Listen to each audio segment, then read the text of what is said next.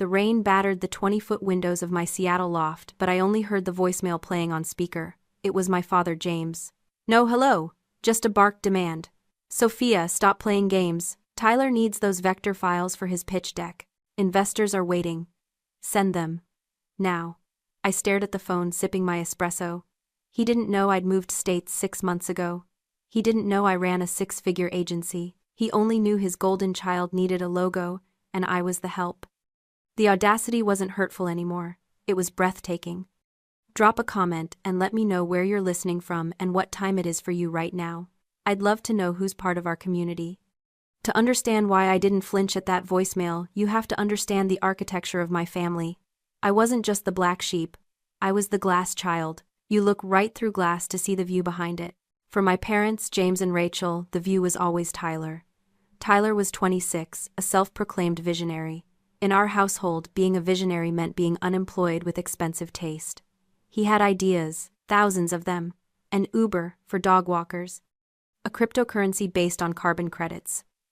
My parents called him a genius. They called me, well, they didn't really call me anything unless they needed tech support or someone to proofread Tyler's investment decks. I remember a specific dinner when I was 22. I had just spent 6 months teaching myself the entire Adobe Creative Suite and front-end coding. I was bursting to tell them I'd landed my first freelance contract. I opened my mouth, but Tyler interrupted. He wanted to talk about his new podcast idea.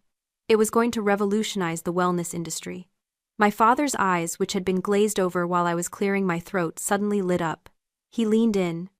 My mother smiled, that beatific, worshipful smile she saved exclusively for him. It wasn't just rude, it was optical. They were focusing their lens entirely on him, and I was just the empty space in the foreground. That is the trauma of transparency. It's not that they hate you. It's that you don't register as a solid object. You learn to be quiet so you don't shatter. You learn that your value isn't intrinsic, it's structural. I was the window pane keeping the rain out while they admired the golden boy inside. I was the load-bearing wall they drilled holes into to hang pictures of him. My utility was the only thing that made me visible. If I wasn't being useful, fixing the Wi-Fi, editing a resume, lending $50 that never came back, I simply ceased to exist in their reality. But here is the secret advantage of being invisible.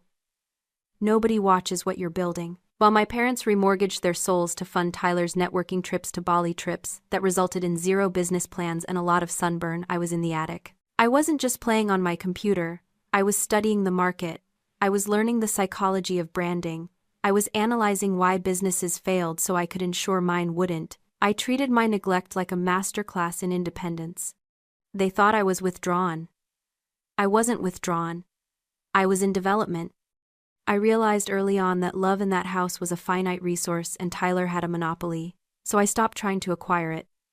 Instead, I started acquiring leverage. I stopped seeing them as parents and started seeing them as a case study in bad management. They were pouring capital into a sinking asset while ignoring the profit center right under their nose. I became the architect of my own value, and architects don't cry over bad clients. They just wait for the contract to expire. And looking at my father's name on my phone screen, I knew the contract was finally up. While Tyler was burning through $65,000 of my parents' home equity line of credit on a tech incubator retreat in Bali, which mostly involved surfing and Instagram stories about hustle culture, I was securing my Bisitaviri, first micro investments. My seed capital wasn't a handout from the bank of mom and dad. It was $185 for a logo design I bid for on a freelancing site. I did the work at 3 a.m, the blue light of my monitor, the only thing illuminating the cramped attic. When the payment cleared, I stared at the screen. It felt illicit, not because I had done something wrong, but because I had generated value without their permission. I reinvested every cent. I treated my skill set like a compounding asset. Better software, a faster processor, a subscription to market research data. While Tyler was explaining to my father that his app was pre-revenue because the world wasn't ready for his genius, I was scaling. By the time he was asking for a second round of family funding for a platform that didn't have a single line of code written, I was closing $5,000 branding packages. I operated under the name Aura Design. It sounded big, faceless, corporate.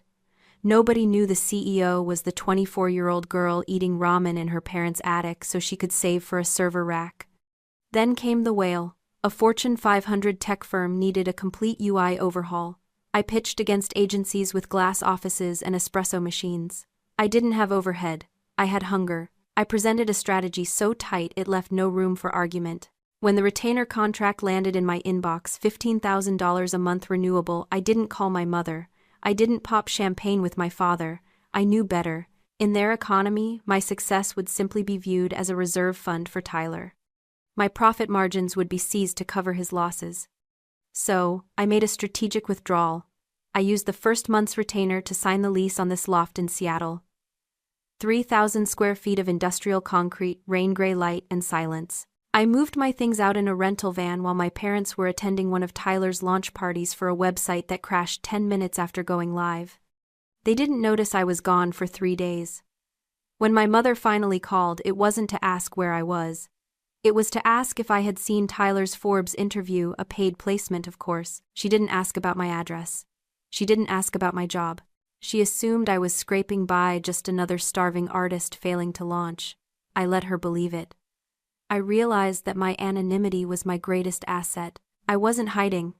I was diversifying my portfolio away from a toxic market. I had built a secret empire right under their noses, and the best part was, they never looked down long enough to see the foundation being poured. The silence of my loft was shattered not by a celebration but by an interrogation. When I finally answered my mother's call, there was no preamble, no pleasantries. Rachel didn't ask about my new city or my new life. She asked why I was sabotaging the family. According to her, Tyler's revolutionary app, which was still little more than a slide deck and a landing page, was failing to gain traction because the branding didn't pop. It wasn't the lack of a business model. It wasn't the fact that Tyler spent his development budget on a launch party for a product that didn't exist. It was the logo. And since I was the artist, the failure was mine to fix. She demanded I drop my paying clients to do a complete rebrand for Tyler. Pro bono, of course. When I mentioned I had a schedule, she exploded. She told me I was ungrateful. She threw my own survival in my face, claiming my current success was only possible because they had supported me. It was gaslighting of the highest order. They hadn't supported me, they had neglected me, and I had thrived in the vacuum they left behind. But the most terrifying part of the call wasn't the entitlement. It was the financial desperation leaking through her voice. She mentioned they were meeting with a loan officer. They were planning to remortgage the house to give Tyler another $65,000 runway. I sat there gripping the phone, listening to them discuss financial suicide with the casual tone of someone ordering dinner, and that is when I understood the mechanism at play. It wasn't love. It was the sunk cost fallacy. My parents had invested decades of emotional capital and hundreds of thousands of dollars into the narrative that Tyler was the chosen one. He was their primary asset. To admit now that he was a liability, that he was lazy, incompetent, and entitled would cause a psychological break. It would mean admitting that they had bet the farm on a losing horse while ignoring the thoroughbred in the stable. This was cognitive dissonance in real time. The more Tyler failed, the more money they had to pour in to justify the previous investments. They weren't funding a business anymore. They were funding their own delusions. They couldn't stop. If they stopped, the reality of their negligence toward me and their foolishness toward him would crash down on them. They had to double down. They had to believe that one more check, one more logo, one more loan would finally turn the tide and validate their entire parenting philosophy. I realized then that I wasn't arguing with parents. I was negotiating with gambling addicts, chasing a loss. Logic would not work here. Emotional appeals would not work. They were emotionally insolvent, borrowing against a future that didn't exist. I didn't feel angry anymore. I felt the cold clinical detachment of a surgeon looking at a patient who refuses to stop smoking while on oxygen. I realized that if I wanted to survive this, I couldn't be their daughter. I had to be a creditor. And creditors don't work for free. I didn't answer my mother's demand to work for free. I hung up the phone and opened my agency's billing software. I created a new client profile. Under company name, I typed the name of Tyler's vaporware venture. Under services, I listed comprehensive brand strategy, visual identity overhaul, and expedited delivery. Then came the price tag. My standard corporate rate for a rush job of this magnitude was $25,000. I didn't offer a family discount. I added a clause requiring 100% payment upfront before a single pixel was moved. I attached the invoice to a standard service agreement, 30 pages of legal protection that I used for Fortune 500 clients, and emailed it to my father. I didn't sign it "Love Sophia." I signed it, Sophia, CEO, Aura Design. The reaction was immediate. My phone lit up with my father's number less than 2 minutes after I hit send. I let it ring 3 times before answering, putting him on speaker while I poured a glass of sparkling water. He wasn't speaking. He was shouting. He called me delusional. He called me a predator. He asked how I could sleep at night, charging my own flesh and blood for a few drawings. I waited for him to pause for breath. When he finally stopped, my voice was devoid of any daughterly affection. I spoke with the cadence of a consultant addressing a difficult stakeholder. I told him that he had just spent 20 minutes telling me how critical this app was, how investors were lining up, and how this business was going to be the family legacy. If the business is real, I said, then $25,000 is a standard operating expense. If the business cannot support a market-rate branding package, then it certainly isn't ready for venture capital. There was a silence on the other end that was heavy with shock. I had cornered him with his own logic. If he admitted he couldn't pay, he was admitting Tyler's business was a hobby. If he paid, he was validating my worth for the first time in his life. He was trapped between his ego and his bank account. I didn't back down. I told him the offer expired in 24 hours. I told him that if he wanted professional results, he had to treat me like a professional, not a pet. I heard him sputtering, looking for an angle, a way to guilt me back into submission. But I was immune. I had turned the emotional dynamic into a transactional one. You want the product, pay the invoice. Finally, his voice dropped to a low, seething growl. He told me I was arrogant. He told me I had forgotten where I came from. Then he said something that sealed his fate. He said he would pay it. He said he would write the check just to prove that he believed in Tyler more than I did, and when the business took off, I wouldn't see a dime of the equity. I told him to check his email for the wire instructions. I hung up and stared at the city lights. I didn't feel triumphant. I felt like an investigator who had just laid a trap and watched the suspect walk right into it. He was going to pay. He was going to drain whatever liquidity he had left to prove a point. And in doing so, he was about to hand me the evidence that would destroy everything. The notification pinged on my phone the next morning while I was in a status meeting with my team. Payment received. But it wasn't the wire transfer I expected. It was a scanned image of a cashier's check emailed by my father with the subject line, "Here is your money. Now do your job." I opened the attachment. The check was for $25,000 drawn from a bank I didn't recognize. Something about it felt off. Not the check itself, it looked legitimate, but the source. My parents banked at a small credit union in Oregon. This was from an international investment bank. I forwarded the image to my accountant, a woman named Elena, who could spot a decimal error from across a room. "Verify this," I typed. "I want to make sure it clears before we start." 20 minutes later, Elena called me. Her voice was tight. "Sophia, we have a problem. The routing number is valid, but this account, it's flagged. It's connected to a high-risk offshore entity." My blood ran cold. Who is it? It's signed by a Tyler J. Vance's as a trustee for the Vance Family Retirement Trust. "Sophia, did your parents move their retirement funds into a trust managed by your brother?" The floor dropped out from under me. There was no trust. My parents' retirement was in a standard 401k and a savings account they had been building since the 80s. I realized with sickening clarity what had happened. My parents hadn't paid me. Tyler had, but he hadn't used his own money. I spent the next 3 hours digging. I used every resource I had: public records, contacts in finance, a private investigator I kept on retainer for background checks. The picture that emerged was a financial horror story. Tyler hadn't just been networking in Bali. He had been forging documents.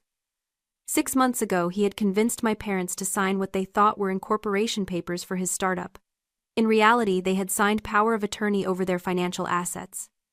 He had liquidated their entire 401k. He had taken out a fraudulent line of credit against their home, maxing it out to the limit of $250,000. The money hadn't gone into app development. It had gone into crypto wallets, luxury rentals, and a shell company in the Cayman Islands. And now he had used the last dregs of their life savings to pay me, likely to keep the charade going just a few weeks longer.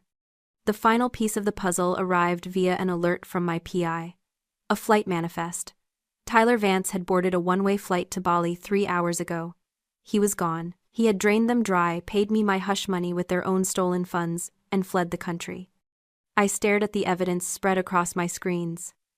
This wasn't just bad business. It was grand larceny, elder abuse, wire fraud. My parents weren't just broke. They were victims of a crime committed by the son they worshipped, and they had absolutely no idea. I held the smoking gun that would destroy their world. The question wasn't if I should pull the trigger. It was how to do it without getting hit by the shrapnel. I called my father. Not to accuse him, but to summon him. My voice was calm, but it carried the weight of an executioner's axe. I told him there was a problem with the payment, and he needed to get on a video call immediately. He tried to argue, tried to bluster about how busy he was, but something in my tone, a cold, flat finality, stopped him. 10 minutes later, his face appeared on my screen. My mother was beside him, looking anxious. They were sitting in their kitchen, the same kitchen where they had ignored me for 20 years. I didn't say hello. I shared my screen. I put up the bank transfer details, the PI report, the flight manifest, and the forged power of attorney documents. I walked them through the timeline with the precision of a forensic accountant. Here is where Tyler gained access to your accounts. Here is where he liquidated your retirement. Here is the fraudulent loan. Here is the transfer to the Cayman Islands. And here finally is the check you sent me funded by the theft of your own future. Silence. The kind of silence that rings in your ears. My mother made a sound like a wounded animal, a high, keen whimper. My father just stared, his face turning a terrifying shade of gray. The denial came first, of course. No, he whispered. Tyler wouldn't. He's a visionary. He's just moving funds around. He's in Bali, Dad, I said, my voice cutting through his delusion. He has a one-way ticket. He isn't coming back, and you are facing foreclosure, bankruptcy, and potential criminal liability for the debts he racked up in your name. The breakdown happened in stages. My mother started sobbing, rocking back and forth. My father slumped in his chair, the arrogance draining out of him until he looked like a husk. They started begging, not for Tyler to come back, but for me to help. Sophia, please, my mother wept. We'll lose the house. We'll go to jail. You have money. You can fix this. You're the smart one. You always were. The smart one. The words hung in the air, bitter and toxic. Now I was smart. Now I was capable. Now that their golden boy had set the house on fire, they remembered I knew how to use a hose. I can fix it, I said slowly. Hope flared in their eyes, pathetic and desperate. But my help comes with conditions. I laid them out. I would hire a forensic accountant and a criminal defense attorney to prove the fraud and clear their names. I would pay the legal fees. I would negotiate with the bank to delay foreclosure while the investigation proceeded. But I would not pay their debts. I would not replace their retirement fund. And most importantly, they would sign a document, a legal binding contract relinquishing any future claim on my finances or my time. I would help them survive this, but I would never, ever be their daughter again. I would be their benefactor, their savior, but never their child. And Tyler, I added, my voice turning to ice. You will press charges. You will cooperate fully with the authorities to have him extradited. If you try to protect him, if you send him $1, one text message warning him, I walk away. And I take my lawyers with me. They stared at me horrified. I was asking them to destroy their idol, to choose survival over their favorite son. It was the ultimate test, and we all knew it. My father looked at my mother. She was weeping into her hands. He looked back at the screen at the daughter he had looked through for 28 years. He nodded. Okay, he whispered. Okay. It wasn't a victory. It was a demolition. I had stripped them of their delusions, their pride, and their golden child. I had bought their safety with my own success, but in doing so I had severed the last emotional tie. They weren't my parents anymore. They were just two people I used to know who owed me everything. The rain in Seattle is different tonight. It doesn't sound like a storm against the glass anymore. It sounds like applause. I stand in the center of my loft, surrounded by the quiet hum of the server rack that powers my empire. It has been 3 months since the video call that ended my childhood. My parents are safe. They are living in a 1-bedroom apartment in a suburb of Portland. It is small, clean, and entirely paid for by me. I send the checks directly to the landlord. I pay their utility bills through an automated system. They have food, heat, and shelter. But they do not have my phone number. They communicate with me through a paralegal at the firm I hired to handle their bankruptcy. Tyler is still a fugitive, though the authorities are closing in. My parents cooperated with the investigation not because they wanted to, but because the contract I made them sign left them no choice. They had to sacrifice their golden child to survive. I imagine that haunts them. I imagine the silence in their small apartment is deafening. But that is their architecture, not mine. People ask me why I helped them. Why I didn't just let them drown in the flood they created. This brings me to what I call the rescue paradox. We are conditioned to believe that saving someone is always an act of love or forgiveness, but sometimes rescue is the ultimate act of dominance. If I had walked away, I would have been the angry daughter who abandoned her family. I would have carried the weight of their destruction. I became the competent adult in a room full of children. I proved with mathematical precision that the worthless child was the only one capable of survival. I didn't save them to earn their love. I saved them to render their approval obsolete. I paid for their lives so I would never have to pay for their mistakes again. I bought my freedom. I look at my reflection in the dark window. For 28 years I was the glass child, transparent, fragile, easily overlooked. But glass, when subjected to enough heat and pressure, changes. I am not glass anymore. I am a diamond. I am hard. I am unbreakable, and I am valuable on my own terms. I didn't just build a business in the shadows, I built a fortress, and for the first time in my life, the walls are strong enough to keep everything else out. If you have ever had to build your own worth from scratch, share this story. You are the architect of your own life.